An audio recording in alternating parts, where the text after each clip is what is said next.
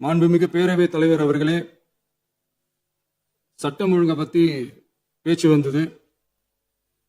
சட்டம் ஒழுங்கு சரியா இருக்கணும் அப்படின்றதுல எங்களுக்கு மாற்று கருத்தே கிடையாது. கண்டிப்பா லா அண்ட் ஆர்டர் கரெக்டா இருக்கணும், கரெக்டா இருக்கும், இருக்க வைப்போம். அதே மாதிரி பெண்கள் பாதிக்கப்படுறதையும் இங்க யாராலும் சகிச்சுக்கவே முடியாது. அதுக்கான கடுமையான நடவடிக்கைகள் நம்ம அரசு எடுத்துக்கிட்டு இருக்கிறோம். இந்த சிங்கப்பெண் சிறப்பு அதிரடிப்படை கூட அதுக்கான ஒரு ஃபர்ஸ்ட் ஸ்டெப் தான். அதே மாதிரி இந்த போதைப் பொருள் நடமாட்டம் அதை கண்ட்ரோல் பண்றதுக்கும் நம்ம அரசு கடுமையான நடவடிக்கைகள் எடுத்துக்கிட்டு இருக்கிறோம். அதையும் கண்டினியூ பண்ணி எடுப்போம். மாண்புமிகு பேரவைத் தலைவர் அவர்களே, இப்ப நான் சொன்ன இந்த பிரச்சனைகள்லாம் 2026 போன மாசம் மே மாசம் 10ஆம் தேதி புதுசா வந்துடல.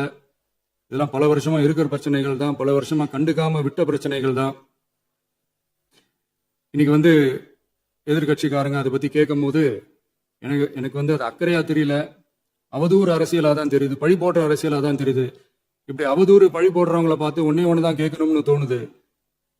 கடந்த 9-10 மாசமா நம்ம ஸ்டேட்ல சட்டம் ஒழுங்கு டிஜிபியே இல்லை.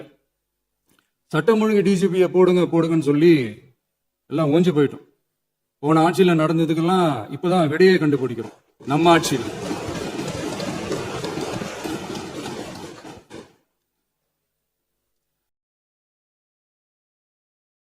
போதைப் பொருள் நடமாட்டம் எல்லாம் தாறுமாறா அப்படியே பரவி கொட்டி கிடக்குது.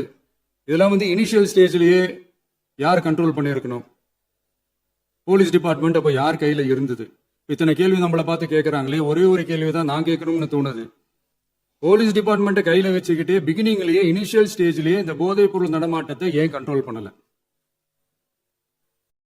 மனசாட்சி உள்ளவங்க இந்த பிரச்சனையெல்லாம் ஏன் நடக்குதுன்றது அவங்களுக்கே நல்லா தெரியும்.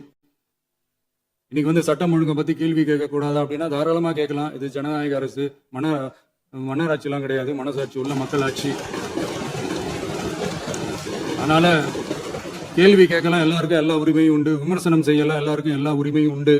ஆனா நம்ம ஆட்சியில என்ன நடவடிக்கைகள் எடுத்திருக்கோன்றது தெரிஞ்சுக்கிட்டு அதுக்கு ஏற்ற மாதிரி ஒரு நடுநிலையா பேசினீங்கன்னா கொஞ்சம் நல்லா இருக்கும். சட்டம் ஒழுங்கை பத்தி யாருக்கு என்ன யோசனை இருந்தாலும், மக்கள் நலனுக்காக யாருக்கு என்ன யோசனை இருந்தாலும் அதை தாராளமாக சொல்லலாம். நம்ம அரசு அது காது கொடுத்து கேட்கும். ஆனா நம்ம அரசினுடைய நிர்வாக திறன் அதை பத்தி பேசுறவங்களுக்கு ஊரடிச்சு உலையில போட்டு ஊழல் மேல ஊழலா செஞ்சுக்கிட்டு அதுல இருந்து தப்பிக்கிறதுக்கு பேர் தான் நிர்வாகத்திறன் அப்படின்னு சொன்னா, அப்படிப்பட்ட ஒரு ஊழல் செய்யற நிர்வாகத்திறனை நம்ம அரசு ஒரு நாளும் செய்யாது. பொட்டி பெட்டியா பணத்தை வச்சுக்கிட்டு, பெட்டியை வச்சு எல்லாம் செஞ்சுக்கிட்டு, போதைப் பொருள் பாதுகாவல் கழக மாடல் அரசாங்கம் செஞ்ச ஒவ்வொரு ஊழலா வெளியில வந்துகிட்டு இருக்கு.